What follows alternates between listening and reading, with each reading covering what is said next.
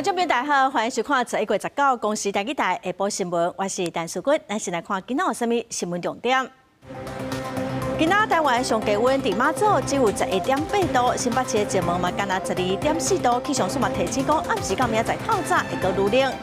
中日关系紧张，中国伫台海、南海、黄海拢有演习。咱的国防部长顾立雄是批评讲，中共这是真正的麻烦制造者。风声讲，台积电退休主管罗威林早2奈米顶申请制定的机密去英特尔上班，高检署嘛已经分他立案侦办。来看这2日咯，因为冷空气的影响，全台湾的天气是拢冷叽叽哦。上低温是伫马祖只有11.8度，新北市的石门嘛干那12.4度。气象署嘛提醒讲，今仔暗时到明仔载透早会阁愈冷哦，也毋过明仔载日时开始就会豆豆啊回温咯。北部民众厚衫、厚外套穿伫咧身躯，日手上强的冷空气到位。拜三透早，全台上低温出现伫咧连江南港11.8度，新北石门嘛干那12.4度，真正是冷叽叽。根据气象署的资料，拜三天要光的时，北部、中部普遍低温伫咧14度至16度，南部华东地区嘛干那17度至18度。气象署提醒，拜三暗到拜四的天光会阁寒一阶。预计到了明天清晨，气温还是偏低哦，跟今天蛮类似。大部分的地区还是有机会出现15度左右的低温。不过到了明天的白天，跟今天相比，气温就会稍稍回升。气象署指出，拜四日是东北季风减弱，天气会一天比一天更较回温。尤其是到拜六礼拜，各地高温有机会来到26度至27度，甚至南部地区会来到30度。不过要注意的是，各地半暝和天光拢干那10几度尔尔，早晚温差会差真大。那接下来回温的话，会一天比一天逐日的回升。那整体来说，预计大概到周末这段期间啊，我们看到在北台湾以及在西半部地区的话，大概白天高温可能在26到30度之间。今仔落雨的部分，气象署表示，拜三北部、东半部地区会开始有短阵雨，不过整体水汽有豆豆减少，袂像前几天安尼直直落雨，会开始转做大冷的天气。今仔中南部同款是侪云好天的天气。记者台选林旭凯台北报道。中国甲日本最近关系真紧张，中共毋但伫黄海实弹射击演习，嘛伫台海进行联合战备的警巡。外界嘛真烦恼，中共伫台海、南海、黄海、三海联动的大动作。咱国国防部长顾立雄今仔就批评讲，中共是真正的麻烦制造者。另外，针对有中国海警船驶到钓鱼台，顾立雄嘛强调讲，钓鱼台是应变的范围，咱的国军会处理。中国甲日本这军关系紧张，中军这军也伫咧黄海进行大规模实弹射击演习，也伫台海进行联合战备警巡。外界认为是因应中日紧张情势，一个反制台美军售，对中共伫台海、南海、黄海拢有军事动作，形成三海联动。国防部长顾立雄19重申，中共是麻烦制造者，希望莫用武力解决问题。我想，中国应该要放弃所有以武力来解决事情的这种思维。对台海来讲，动辄要以武力来并吞台湾，我想各国的这些理念相近的国家都会感觉到这样子的一个事态的严重。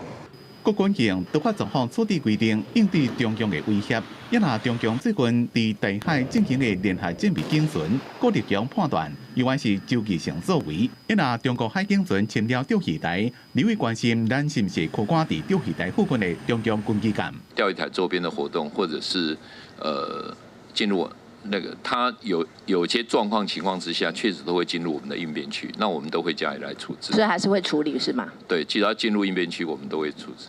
中共继续军事扩张建立3航舰的时代，第3代航舰福建号正式复建了。中共官方媒体央视第18日做对外大宣传，公布福建号第一遍海上实兵训练，包括歼15、歼35、空警600等舰载机演练起降。也拿福建号未来可能会部署伫南海，国防院学者李志尧讲，应该是要负责确定台湾海上补给线，对南方是正严重的挑战。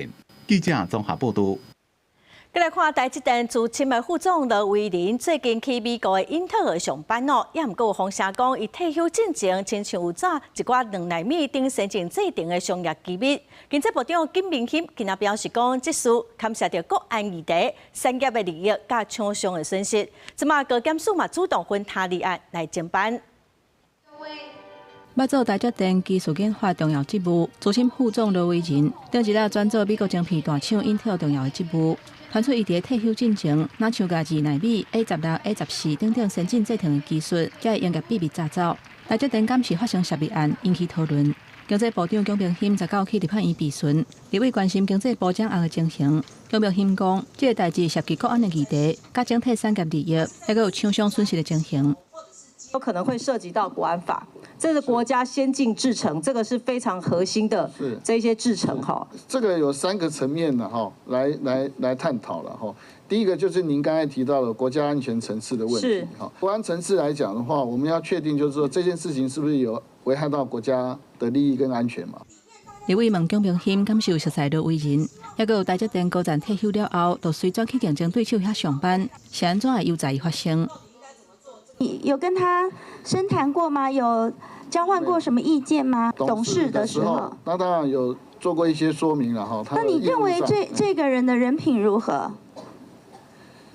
你客观判断。对，当初觉得还不错的。当初觉得还不错，那现在是不是觉得判断错误了？有点意料之外。针对台积电敢是发生涉密案件，姜平兴讲，什么资料互炸走，由台积电来认定。现人经济部会去认定去互炸走的相关技术，敢是有符合国家关键技术。现人去互炸走的是啥物物件？这是属于台积电的营业秘密，经济部无方便说明。台积电若是要提告，经济部会提供协助。伫司法委员会，立委嘛问法务部长陈炳谦，伊强调讲，高检署的制裁分署已经主动分他立案，会搜证甲理清敢是有涉及违反营业秘密法甲国安法。记者综合报道。来看国民党的中常委中国配偶何应罗最近伫抖音的影片拢会宣传统一，国民党昨暗是以违反党纪来停止伊的党籍，这嘛是党主席陈立文上任以来头一份党纪处分的案件。也毋过何应罗是真不满，早起嘛去国民党的科技会来沟通。我的言论没有违反到国家的法律，没有危害到台湾人民的生命安全。党部也是考量到党的一些方面嘛，那我也说，不说什么。但是在第一时间发表新闻，我是有点寒心。停止党职有没有期限？是无限期，还是几个月，还是半年？现在我就等他们结果。经过电话整个会谈，何应罗是强调讲，伊是中华民国的公民伊的言论无违法，伊嘛已经向中常会来提出申诉，嘛佮强调讲，伫处分书还未收到进前，伊会照常来出席中常会。另外，下晡3点开始，国民党主席陈立文甲民众党的主席黄国昌会见面来会谈。伫会谈了后，伊嘛会开记者会来公开说明。再来看立法院今仔审查马太案起在后中建特别预算案，经济部嘛针对治水提出第一期甲长期的方案，嘛拍算要来说第2道的补花，减少淹水的风险哦。今仔早起，毛部落的少年人去立法院来表达诉求，伊是要求讲相关的决策应该都爱有灾区民众的看法，嘛望讲政府会当提悬帮我补偿的金额。落实自主重建。部落的青年大声喊中建的计划，应该纳入灾区居民的观点。花莲挖得暗起崩山湖的灾害，冲击讲互乡等等的所在，政府变上限300亿中建的经费。不过，部落的青年认为讲，对回归家园、人文恢复的层面规划无够，嘛希望爱提悬客家补偿的金额。请求中央35万真的不够，政府5万根本不够在我们灾民重建家园的部分，所以我们要求提高补偿金额。这个洪台冲击嘛影响平里村、甲洪林镇长桥里，有平里村的村民报连登去挖得暗起北边看，控诉讲明明因兜受损，洪强必都爱撤离，是安怎无防认定是受灾户？就按照村长节目撤，可是我们东西都被冲掉了。我想说，现在他们是认定说那个受灾户才有，我们也是受灾户啊，没有说比照官户这样子。只要房子没有冲到，就不列入那个受灾户。什么叫受灾？我鱼池也不见了，养殖都不见了，果树什么都冲毁掉。除了当地居民表达诉求，立法院29召开联席会议，审查万达案溪在后中建特别预算案。立委郭国文关注未来灾区土地中划甲管控预算的运用。因那立委陈天才搁一届要求讲，都要赶紧解决崩山湖存在风险。到底有没有要挖那个坝体？我跟委员报告哈，就是整个的坝体本身的一个处理，它有非常多的模式。总共100多公顷的重划，居然高达7.5亿。土地重划有个委员会，有相关的非常严谨的一个规定。经过讨论了以后，面积没那么大的时候，经费就会缩编。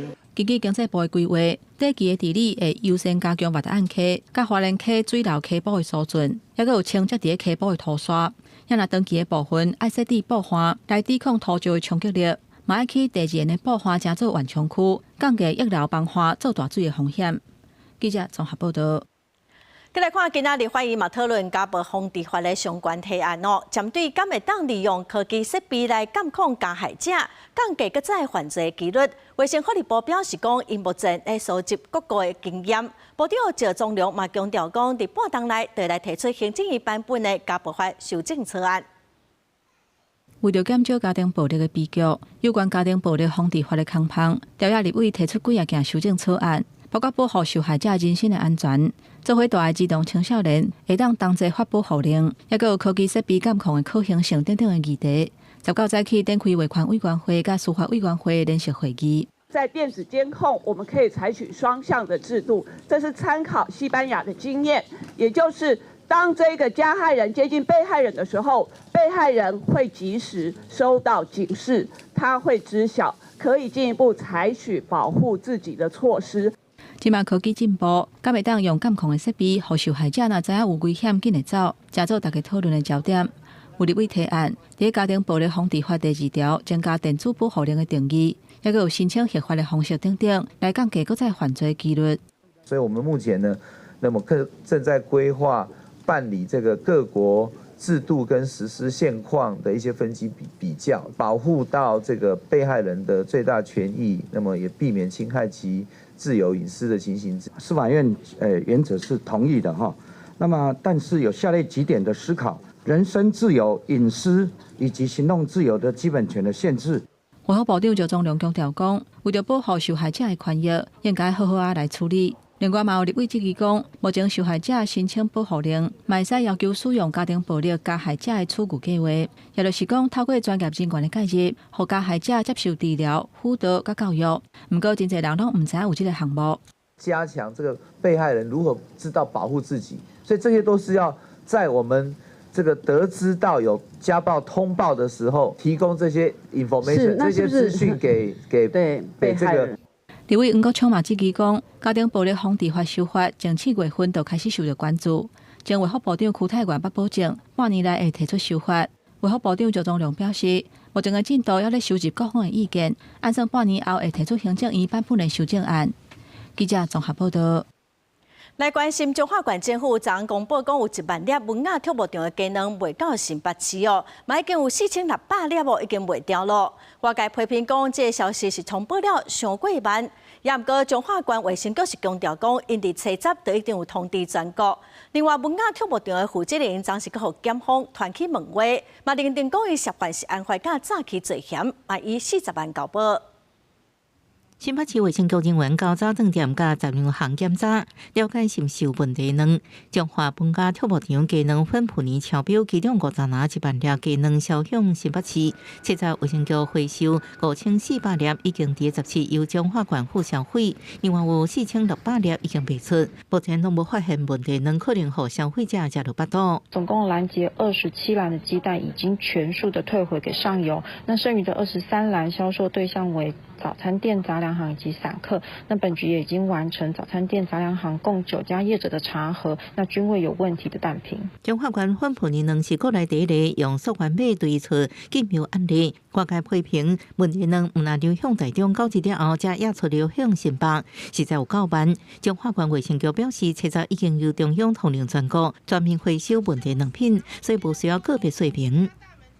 因为11月10号卫福部就已经下令所有的蛋都要下架，所以我们就没有再特别去说，因为没有必要再去说明任何的流向。过去都会有这个县市之间的互相通报，扩大稽查，就除了原本的文雅这个畜牧场所出来的蛋之外，如果又有新的这个检验出的结果的话，就会跟大家再说明公布。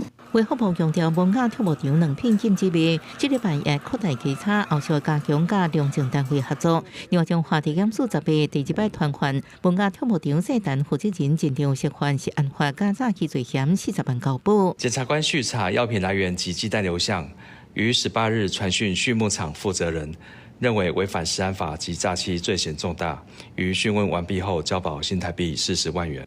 警方进前到文化畜牧场采集证物了后，了解环境甲用药甲饲料是毋是无适当，后续了解两安怎流出，厘清案情。记者综合报道。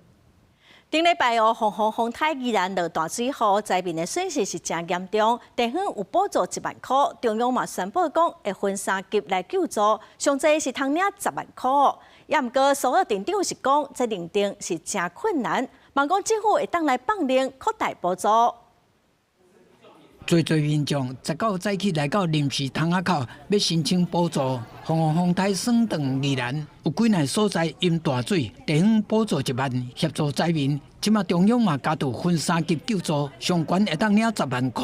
好，安尼好啦。阮规楼拢淹了咧，阮楼骹拢淹。机车走无哩啦，内面共款一楼拢共款物件损失多啦。损失了我看是爱上少爱到60-70万。中央的救助方案有明确分级。照徛过淹水的悬度，敢有财务损失来定出救助的金额，像上悬的10万块，爱符合淹水100公分以上，各有财务损失的状况，由地方政府和乡镇市公所来照实际认定。那个发票应该都是淹了啊，怎么可能会留着？怎么说财损证明？一站就是我已到尾到2楼，讲叫我摕竹啊，我都无竹啊，我讲无用扫帚量，是安怎量？安怎判断淹水的悬度、财产损失安怎认定？那民众无奈，相关的勘查嘛真好处理。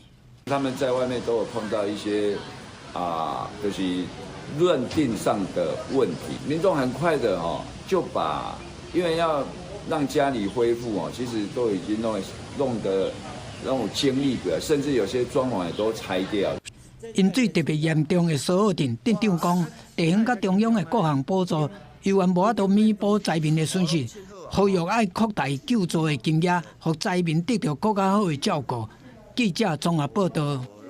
花莲市国府高街一栋3层楼的厝遭案火烧，消防队计共是救出4个人，第2楼救出2个查甫人，受伤是真严重哦。其中有一个69岁的查甫人不幸过往，得火原因爱个调查。2位患者，因为他年纪比较大，况且他行动不便，所以在第一个时间逃生的部分可能受了一些影响所以在第2位患者救出的时候，他是呈现崩塌。消防队伫昨暗9点外接到报案有住户表示讲对2楼着火了，火个烧甲真猛。消防队是救出4个人，有3个人受伤，其中各有1个人不幸死亡。再看到军宜兰南阳地区指挥部有一个上尉连长，今年3月伫留守部队的时，消防发现讲有2届无请假就离开营区去买咖啡、买物件食，嘛互移送法办哦。法院是判伊1当4个月有期徒刑，付5万块罚款，会当加罪。出去买一杯咖啡，甲一盘煎饺，所予人判刑。宜兰陆军南阳地区的指挥部有一位姓毕的上尉连长，被人检举伫今年3月担任部队留守主管时阵，2遍无请假就选择营区去买咖啡甲煎饺。伊所属的机步1连负责海军的大湖营区门口徛哨，有装步指挥车甲战斗车顶装备，定定参加战备侦巡、路车战斗，也有搜索警戒等训练。伊3月迄当阵担任上尉连长，无请假出营区2点钟去买咖啡，同款无请假赛车去劳动夜市食煎饺，拢互监视器翕到。这个给他缓刑的最主要理由是因为这个被告犯后态度非常良好，完全坦诚犯行。宜兰宪兵队调监视器查到伊无请假出营区，经过法院审结，依照违反《陆海空军宪法》，判1年4个月。严过考虑到伊犯后态度良好，而且承认犯刑，所以缓刑宣告。但是也是付5万块予公库，案件也会当上诉。记者综合报道。前总统蔡英文甲美国在台协会处长郭立言昨午参加台湾美国商会年度的活动。前总统蔡英文伫致辞时是表示讲，台湾对民主国家甲国际贸易的稳定性有正重要的意义。郭立言嘛指出讲，美台的经贸关系未进入黄金的时代咯。继续深化台美关系，台湾美国商会自2025年度会员大会10号开始，前总统蔡英文甲美国在台协会 AIT 处长郭立言拢来参加。蔡英文致辞时讲到两岸安全议题，伊表示，台湾对民主国家甲国际贸易稳定性有重要意义。郭立言发表主题演讲时讲到，美台经贸关系进入黄金时代，背后的推手就是 AI 革命。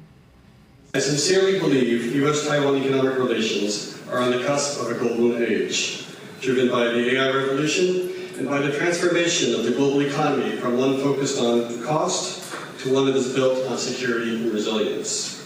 AI 甲半导体等新科技加做各国并场的新战场。美国总统川普推动晶片制造回流美国，专家分析，为川普的强新讲话来看，对台湾半导体的关税税率恐惊未伤过低。We had 100% of the chip industry, and then they left. They went mostly to Taiwan and South Korea, but mostly Taiwan, and they have almost 100%. And we're going to have, within a short period of time, a big percentage of the chip business are coming back because of tariffs.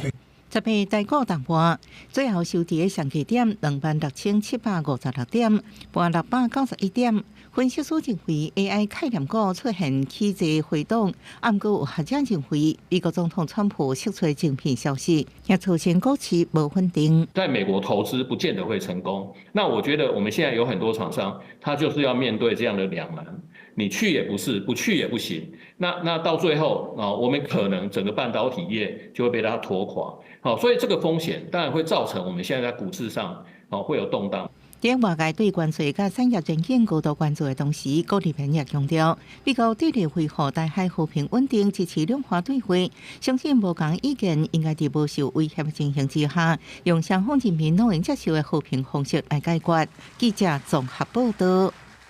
真侪民众拢认为讲，咱国内饭店价销实在是伤贵咯。台东县年底歌手阿妹要登去唱跨年演唱会，台东县政府为了避免饭店搁再起价，嘛已经展开稽查，嘛发现讲有2间饭店超未绑景，有要求要限期改善。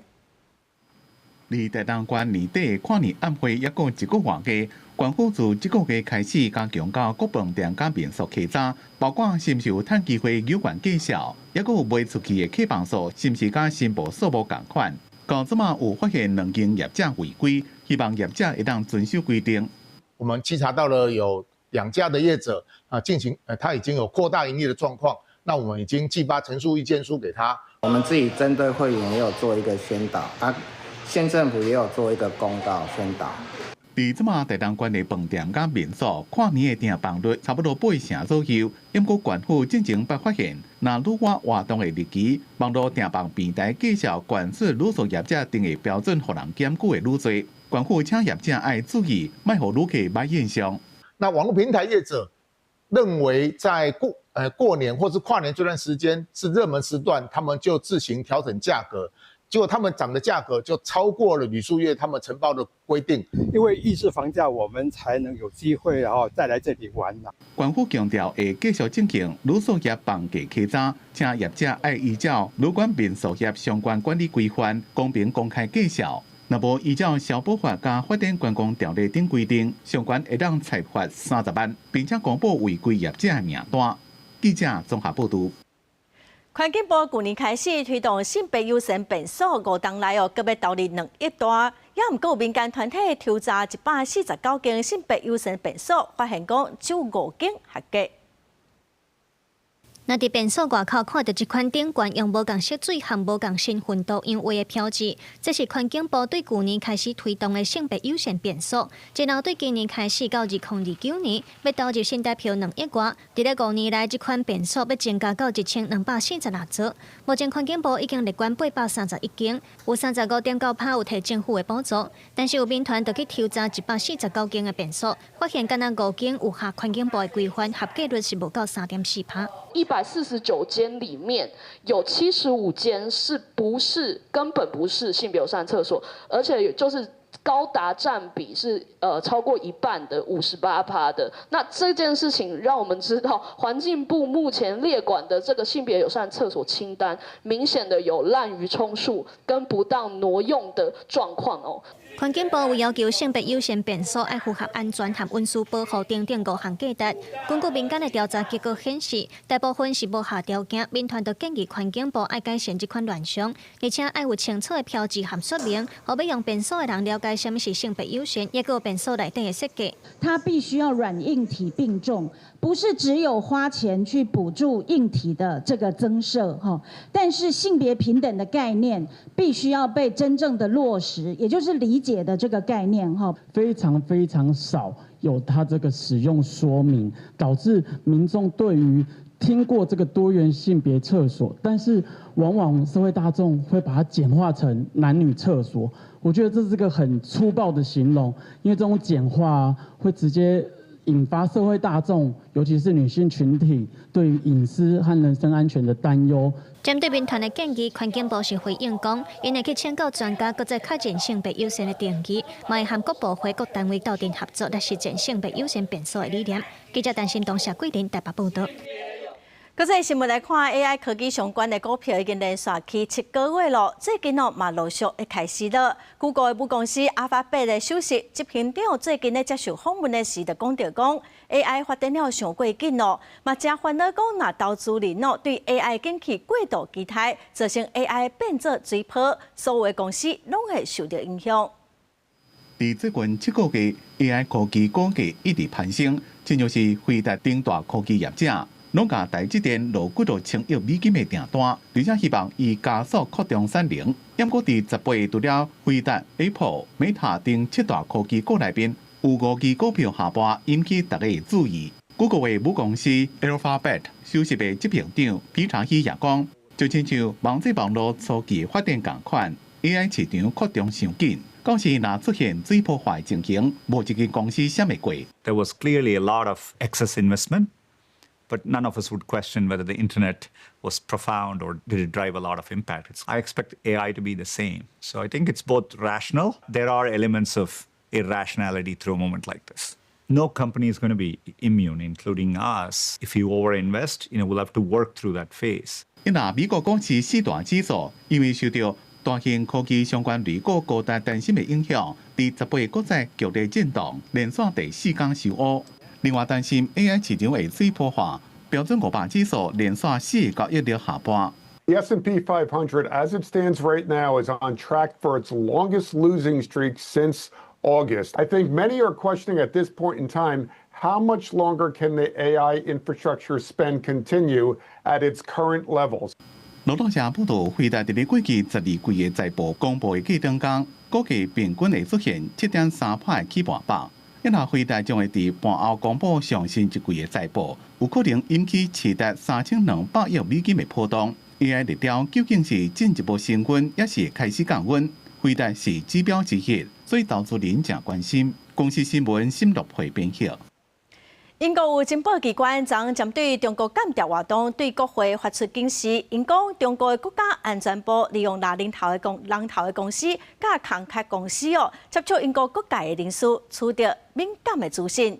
英国内政的副大臣是表示讲，英国政府绝对袂允准外国势力干预英国的主权，在必要的时阵会来实施制裁。英国军情五处 MI5 伫国会提醒要注意中国间谍渗透的风险了后，负责安全事务的内政副大臣贾维斯讲，政府袂容允也含精心设计的外国势力干涉英国的主权事务。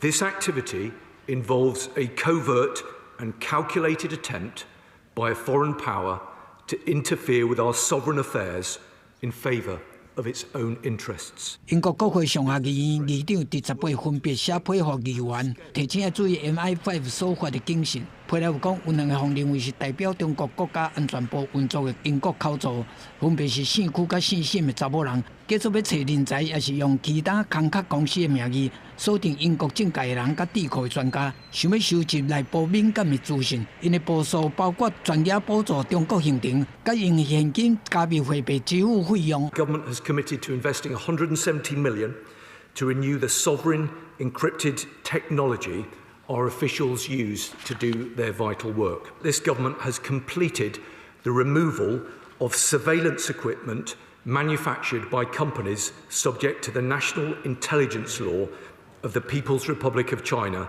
from all sensitive sites we maintain in the UK and around the world.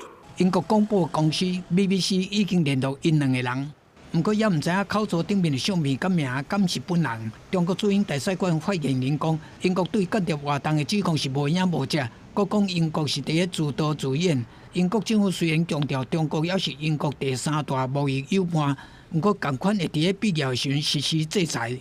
公视新闻吴云林编译。过来消息来看，高雄一间服装店为着要拍广告，去高雄女中甲高雄中海的校门口翕广告哦。主角是穿这2间学校的制服，也毋过哦，呈现的方式却引起真侪争议。高雄女中因为校名甲标志拢有注册商标，所以嘛已经提起告诉，买来追究业者的责任。来兄弟挑战把乖乖牌女生变成坏女生。影片内底查甫人姓吴，伫高雄女中的门口找一个穿制服的学生，讲要做清查该做的挑战。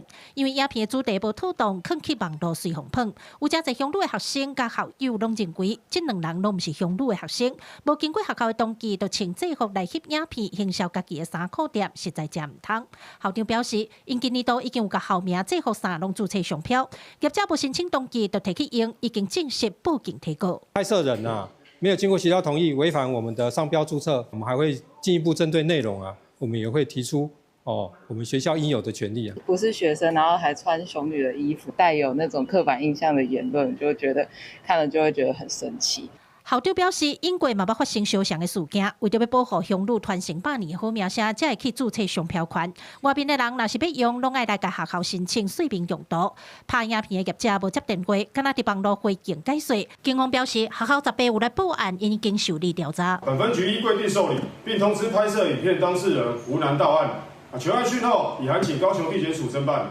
未经高雄女中之同意，而以高雄女中之制服拍摄有损校誉的影片，可能触犯商标法95条商标侵权的刑事责任，以及刑法310条诽谤罪。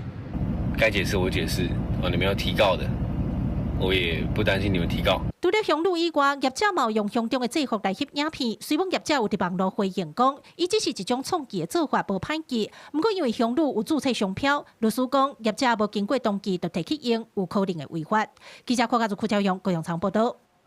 再来看桃园市有7间客家馆，去年的经费是无到4000多万，弄了钱哦。客家局是表示讲，修理毋是正文化馆上重要的代志。嘛强调讲，去年开始针对这7间客家馆哦，有整合行销的策略。今年10月份上新的统计，参观的人次嘛比去年同期增加3%咯。以为集团向定族群团结甲跨过历史断层，伫桃园平镇的1895以为宝台纪念公园游客中心，以外经过6摆流标，营真侪年，才总算伫今年标出。毋过桃园有7大客家馆舍，除台湾客家第一文化馆以外，其他大馆舍营收全部了钱，集馆进出也减少。参观的营销收入是少。冇老了嘅特色啊，讲出来啦，冇用菜体的引来竞争哈，今地了为菜体的特色。不会啊，我是觉得它蛮不错的，人气也很热，也蛮干净的。展出的东西呢？也还好，对啊，因为历史性的东西嘛，大概都差不多，还有一些互动。有议员批评，桃园市客家人口第一大城有将近90万客家人口，毋过外界讲到客家，想到煞是新店。桃园这大客家馆舍建设成本有19亿3000多万，去年了钱超过4000万。另外，馆舍总入场人数也会2023年287万人次，那甲去年238万人次，市府应该检讨安怎更较有效来营运。113年跟112年比较起来，我们的这个短处就减少了16%啊。那今年我们还会继续的来增加营收。客家局强调，文化城的管辖本来都唔是用营收作为唯一的目的，市的管辖也佫有文化推广的意义。啊，不过就算安尼，依然努力增加营收。去年开始已经针对管辖强大特色文化品牌甲整合活动行销策略，甲今年10月已经超过200万参加人次，比去年同期小可增加3%。记者综合报道。再来看云林的大溪海口生活馆哦，伫2014年开始营运，也毋过受到风台佮盛海风，这个生活馆哦损害甲真严重咯，即马嘛已经无得使用咯。地方受民意代表讲，海口生活馆哦已经拍荒3档咯，也毋过云林县政府嘛表示讲，已经有编1000万的预算要来征收，按算明年的7月第当完工，要甲伊正做是海洋甲环境教育的场所。草啊黄密密，看无要去海口生活馆的路。生活馆的设备包括壁倒必顺，便所的设备早就告终。大西乡海口生活馆按2014年开始营运，买酒经营团队还没有到期封馆。风台海口的因素，生活馆变作在地治安的空客。2020开始至今一路摆到烂，我质询了很多次，那终于今年县府要投1000万。下来就是做改善，那希望说这个改善能够为台西带来活化。在地民意代表讲，进前海口生活馆承办海洋生态活动，有真侪人来到云林沿海。不过几年前封馆了，因为风台等因素来损坏，即马云林县政府已经有编征收的经费，要来重建使用。也编列了1000万，就是要做这些，包括是室内地坪外墙。还有包括这些灯具卫浴设备的整修，这个工程预计在12月会完成发包，那工期预计会在明年的7月全部完成。云林县政府讲，海口生活馆因为小犬风台造成管辖受损，为了维护民众的安全，才会封馆。未来完成修复了后，会找专业团队经营，以推动海洋教育观光做目标，和大溪海口生活馆彰显文化教育的功能。记者综合报道。来看台北市有一个姓林的查甫人哦，伊拒绝酒测7摆，罚款500万。也毋过伊共款是无驾照，骑倒摆伫路林咧爬走。前几工哦，伊骑倒摆跋倒，警方酒测嘛超标，已经予以公共危险罪上班咯。前3只骑倒摆的半路停落来，雄雄骑袂知，人含车做伙倒落去。几工前新北市新店的这个家己累残的事故，警方甲酒测发现骑倒摆的酒测值高达0.83。驾酒赛车的查甫人林彦迪，57岁，伫官方公告的驾酒赛车和拒测的名单，定定拢看到伊。对2022年开始，敢若伫台北市都有7摆拒测的记录，加起来罚款超过500万。这摆是因为刹车才防做酒测。驾驶人拒测，则依道交条例第30条规定，会处新台币18万元罚款并当场移至保管车辆，跟吊销驾驶执照。在我们实务上，这个案例是大概不到1成啊。面对驾驶人拒测，警方嘛干会当甲开罚，袂当强制酒测，嘛互有心的人弄即个人旁，驾酒赛车拢拒绝酒测，安怎罚拢罚袂惊，共款是无照驾酒赛车。道民代建议交通部爱修法，若是拒测，就当场甲人扣落来。我觉得应该要修法。第一个不能够拒绝这个酒测。如果你现场拒绝酒测的话，我们可以考虑当场把你留在现场，或者是说有一些比较强制的动作。若是拒测造成真侪问题，来看较早的案例，讲卖讲有真侪驾酒赛车的累犯，就算已经驾酒赛车几啊摆互掠包，坐加几啊摆，嘛是共款无改。你车都无车牌。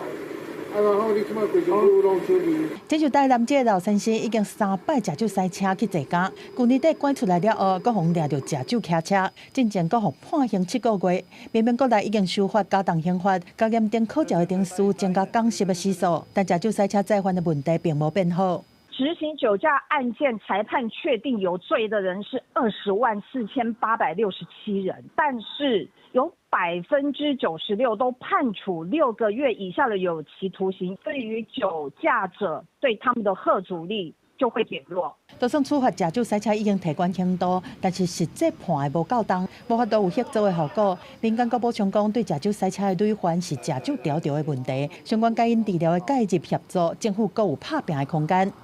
记者综合报道。今年7月，新竹市伫中央路甲文化街口做一个敬老爱心交通号志哦，是大用敬老卡也是爱心卡伫路边的设备比一个车顶哦，就会当加10秒。也毋过试办3个月咯，知影的老大人哦，嘛是个无济。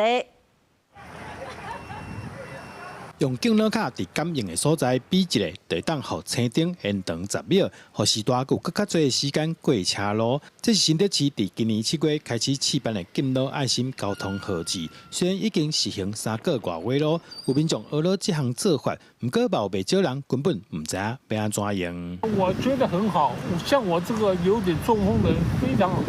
没有用的，那么近。不好啦，你讲不好啦。按哪讲？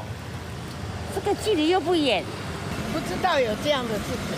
另外，有民众批评讲，对视障朋友来讲，这装置根本就无效，而且出门若是袂记你扎卡片伫身躯顶，嘛是袂用的。针对民众的疑虑，新竹市府回应讲，会观察使用的情形，再来调整。目前敬老爱心号志只提供真正有需要的高龄者以及身心障碍的民众来感应。那刷卡之后呢，下一次的绿灯秒数会从18秒增加为28秒，提供充裕的时间让民众来穿越路口。是否也会持续观察民众的使用情形，滚动调整。市府指出，新竹市65岁以上时代人口大约15%，未来除了会更加强宣导，甲民众了解敬老爱心交通号志安怎使用，针对未来敢会扩大服务对象，市府讲会搁看使用状况来规划刷落去安怎来改进。记者杜君和新竹报道。伫中华河滨交流道附近的车路又有石虎防教示哦，协会是表示讲，2021年到今已经有8只石虎防教示咯。中华县政府嘛表示讲，因有设个是牌来提醒驾驶，嘛搁来讨论安怎来增加防护的设施。石虎摕伫路边已经明显死亡。10月早起，有民众伫中华河滨交流道附近的车路发现有石虎货车弄死，遂通报台湾石虎保育协会。保育人员表示，石虎的尸体边啊，还有一只鸟鼠，研判这只石虎可能是伫农田掠鸟鼠食，然后过车路的时不幸互车弄着。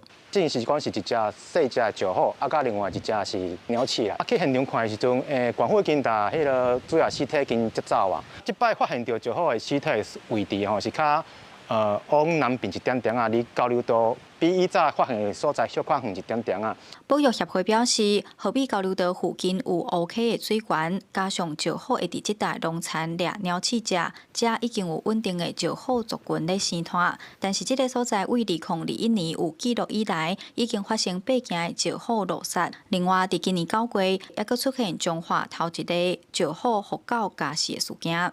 OK， 活动的石虎就会走的稻田区遐活动，所以你穿越迄个和美交流道附近的体外变道的时阵，就有机会互车弄着。这几年来看，应该是中华较严重的一个所在了。我们后续会邀请专家学者，然后道路的主管机关呢，就该地进行现勘，然后会依照专家学者的建议下去做后续的改善。保育协会指出，这边流浪狗真多，加上中华河滨趟台中的河滨大桥长咧施工，未来若通车对石虎的威胁会愈大，建议地方政府就要加做监测甲统计，掌握即搭石虎的生活范围。县府是回应讲，未来会邀请专家学者来会勘，讨论敢要增加相关的防护措施。记者杨淑晴综合报道。台南高雄有4个民众因为伫路台烧金纸互医生罚班，所以路尾是无罚罚钱，也毋过嘛引起讨论。环保局是指出讲，若有民众检举，因得去现场稽查，若违规真严重，才会罚钱。检举咧做生理，车机16伫门口顶仔卡咧烧金纸，是常在咱看到的民间风俗。不过今年台南高雄出现事件，民众伫厝内阳台烧金纸，互警方依照违反社会秩序维护法第68条第1款，伫公共场所也是厝围边仔烧物件，有危害安全的几率。以上检议庭烧金纸红上法办也引起讨论。那我们也是烧一点点而已，没有几分钟而已，这样子。被罚钱，我也是觉得很冤枉啊，对啊，比环境污染更脏的，比有更多啦。这个是民俗信仰，几乎每家都会遇到的问题啊，这样子啊。你慢慢画的话，你那个除非风很大，会飞到别的地方啊，不然应该不会啦。除非你像烧大量啊，那个烟才会或是那个灰。小金是民间信仰的仪式之一，警方表示，若有人检举，警方就要到场。若确实有看到火无安全的防护等具体事情，得依法移送。无恐惊颠倒，让人质疑假案。有律师表示，危害安全的记录的判断空间真大，落尾拢会由法官裁决。那社会秩序维护法特别规范这样子的行为哦，如果民众无故来焚烧相关金子，有造成危害安全之余的话，依法警方是可以移送地方法院简易庭来让法官认定是不是确实有危害安全之余，进而做一个拘留或者是一个罚款的一个处分哦。为民众如果检举的话，环保局仍会派员前往稽查。如果发现违规事实属实且情况严重，才会逕予开罚。今日互人检举这事件，后来法院全部拢裁定无罚钱，环保局回应会去强化民众的防灾意识，嘛提醒民众烧金纸的时阵，就要顾好安全，注意风势，也建议当甲金纸集中烧，以供代金，还有线上祭拜等方式，嘛通减少空气污染发生。记者苏台南采访报道。真侪民众最近对减肥社拢真有兴趣，也毋过意思是提醒讲，国际上新的研究发现讲，若做减肥社减重，停药一档后，民众的体重颠倒会增加14%，所以嘛是爱靠运动，甲食好健康较实在。就是这款本地用来治疗第二型糖尿病的糖蜜素药啊，大家叫伊减肥社，因为会当帮助控制血糖，治疗无啥想要食物件。最近红广泛应用伫减肥的疗程内面。不过，国际上新的研究发现讲，这减肥社只要一停止住，都会搁变大颗。因为药物效果太好之外，另外第二个就是你在使用药物的时候，你的生活饮食模式不能够继续在停药之后继续维持。这项针对减肥社药啊并健录的减肥效果做的大型研究，而且看伫去年国际上有名医学期刊《JAMA》研究团队互受试者使用36礼拜了后，平均差不多减重2成，等于是缩胃手术的效果。接落来，再甲受试者分作2组，持续追踪1年，结果发现讲无停药啊的这组是持续减重差不多2成5，但是停药啊的这组是明显搁肥转来，体重差不多增加1成4。不过医师嘛警告讲，毋是大家人拢适合使用减肥社。它本身有肠胃的问题，比如说它有比较严重的胃食道逆流、比较严重的胃溃疡，打了或者是吃了这个药物之后，那会把这些疾病更严重。所以假设它本身就固有一些肠胃道疾病的话，我们是不建议使用。医师提醒民众，想要持续维持好身材，嘛是要靠规律的运动和健康食物件。而且减肥社是处方药物，必须要经过合格医师诊断评估，千万莫去网络买来路不明的药啊，才袂产生搁颠倒伤害身体。记者综合报道。全国语文竞赛一个核心的项目，读者剧场是分台语组、客语组、甲原住民语组。也毋过，说传出讲承办单位要求选手最后拢要用华语讲多谢。也毋过，经过抗议，这项规定已经取消了。赛的队伍读书时，等待评判的提问。谢谢大家。这是全国语文竞赛读者剧场台语组的示范影片。结束的时，选手说是用华语说多谢。今年比赛是台中市府承办，17伫咧网络顶有民众反映讲，承办单位要求读者剧场的各组选手伫咧最后要用华语讲谢谢，避免工作人员听无时间算唔对。但是讲母语的比赛项目说互要求爱讲华语来做结束嘛，引起议论。语言意识吼，还有对这文化的尊重，其实是已经欠缺。教育局应该爱改进吼，啊，包括未来伫咧学校教育嘛，要有正确的观念，互咱下时囝知。有台语团体认为，应当爱训练各组别的工作人员，了解无共语言安怎说多谢，毋是要求选手该讲华语。嘛指出，真侪项目在比赛进前说明规则的时，嘛要是用华语来讲，应当爱改进。另外嘛，就要重新检视全国语文竞赛的目的和精神，避免佮出现这种情形。这就是爱训练啊，所以咱应该是去检视讲，咱要安怎促进这个语言的使用。伫比赛内底，应该迄个语言的项目，就全部拢用迄个语言来进行。经过台中市议员和教育局反映了后，17伫咧全国语文竞赛筹备会开会了，嘛已经公告，读者剧场无论是倒一个语言组别的选手，拢唔免用华语说多谢来结尾。后续我们做这样子的检讨，的确是国家语语言发展法里面说，任何的语言都是我们的国家语言，所以这一块呢，我们就重回我们的竞赛的规定，只要是竞赛员开口进行文本的表述，我们就会按下码表开始计时。那如果他停止表述，我们就会停止计时。咱今年的全国语文竞赛决赛的时间分做2阶段，亲像演说朗读含字、音字形等等的个人赛，是伫咧11月22含23；另外土家球场这款团体赛是伫咧11月30举行。记者卢尚如、郑春友台北报道。英国检察书展公布2025年的年度代表例是 Parasocial， 指的唔是讲现实生活中就亲像伫社群平台的人际互动哦，是一款单方面的情感。有学者就讲，即马 AI 时代，愈来愈侪人甲 ChatGPT 等 AI 的工具看作是朋友，嘛互 Parasocial 有新的解释。流行家天后泰勒斯宣布甲美式卡球员凯尔斯订婚，全球被众拢献上祝福，听到甚至就像面对亲密的家人，也是好朋友共款。I've been a Swiftie since I was 6 years old, so I've seen her go through all the relationships and breakups and always come out on top and happy, and I think she deserves love. 虽然互相毋捌真正面对面互动，也无建立实质的感情连接，真侪人犹原会对向往也是信任的爱豆名人甲网红产生单向的心理依附，甚至这种感情对象可能是虚拟的 AI 抬杠机器人，也会当互人得到安慰甲陪伴的感受。受到社群媒体甲演算法推播的影响，这种现象愈来愈普遍。英国剑桥书店就安尼选出 Parasocial 以社会关系作为2025年度代表之。反映现代社会中愈来愈侪人将感情寄托建立伫单向关系上的趋势，这甲社群媒体深入人的生活真有关联。剑桥书店这摆收录的新语词，多数甲社群媒体文化、甲生成式 AI 范围大的使用有关系。像有影响力的语词 ，slow 记的就是低品质的网络内容，特别是 AI 生成的资料。你们反而讲的是某一个事件图像，也是进步会被演化。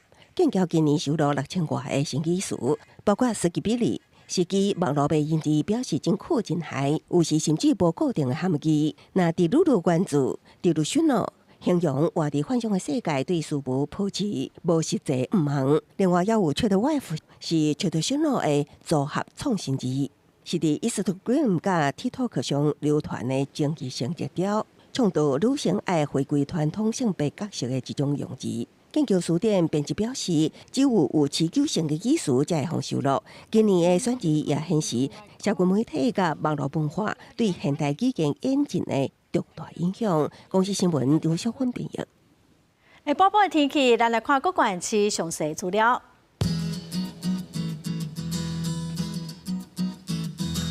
北部地区上低15度，上悬17度。